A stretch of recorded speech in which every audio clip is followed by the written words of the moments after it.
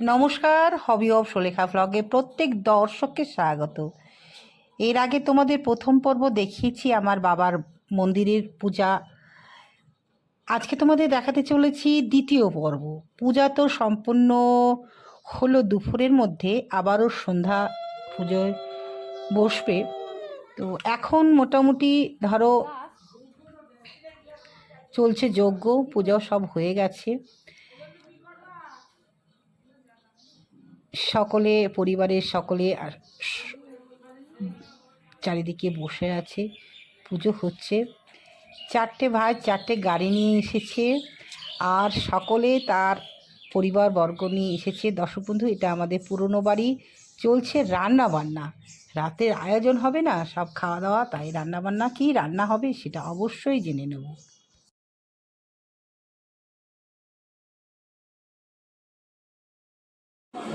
জয় রাধে গোবিন্দ। রাত্রিবেলায় প্রসাদ গ্রহণ করানোর জন্য চলছে রান্না বান্নার পালা। অনেক কিছুই রান্না হবে। দর্শক বন্ধু, এটা আমার বাবা এই নিয়মটা করে গেছিলেন। এখন ভাইরা, আমার ছেলে, সবাই মিলে এটা করছে। ভালো লাগে। পূজার দিকটাতেও আমি দেখাশোনা করি, আর এগুলো সব ভাইরা দেখাশোনা করে। এবার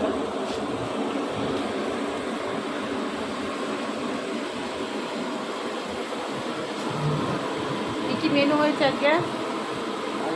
খিচুড়ি, মাছ তরকারি, চাটনি, আর ফ্রাইড রাইস হবে, আর হ্যাঁ আলু আলু তো বাহ মকর।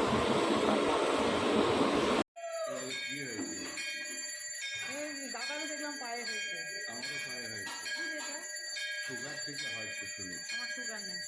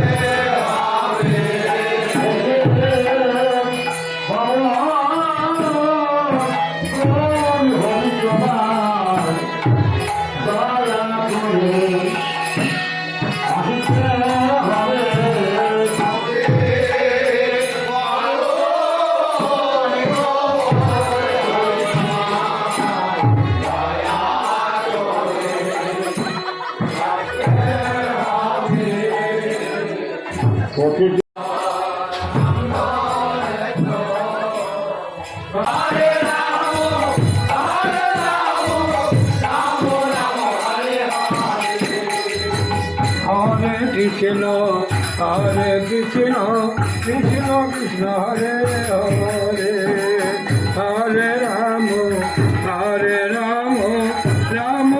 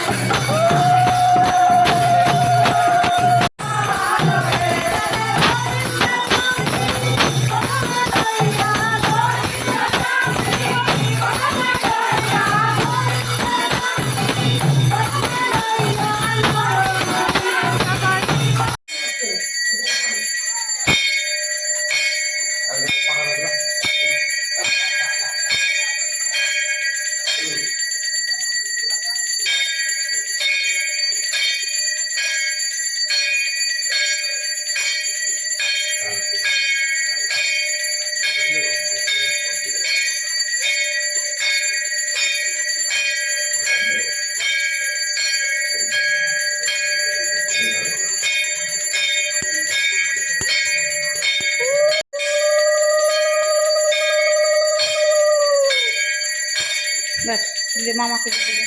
তিনটে দেখ, ঠিক আছে, মামাকে দিয়ে দেবে।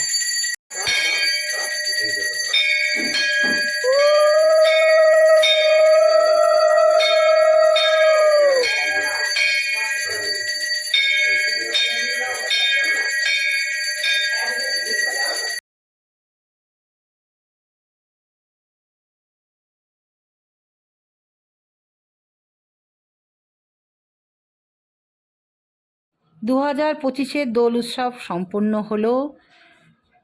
আমি ভাবতেও পারিনি এই পুজোটা করতে পারবো। যাই হোক, ভগবানের আশীর্বাদ ছিল বলে এই পূজাটা আমি নিজে হাতে সম্পূর্ণ করলাম। কেমন লাগলো অবশ্যই জানাবে, কমেন্ট করবে। নতুন বন্ধু থাকলে চ্যানেলটা সাবস্ক্রাইব করে পাশে থাকবে।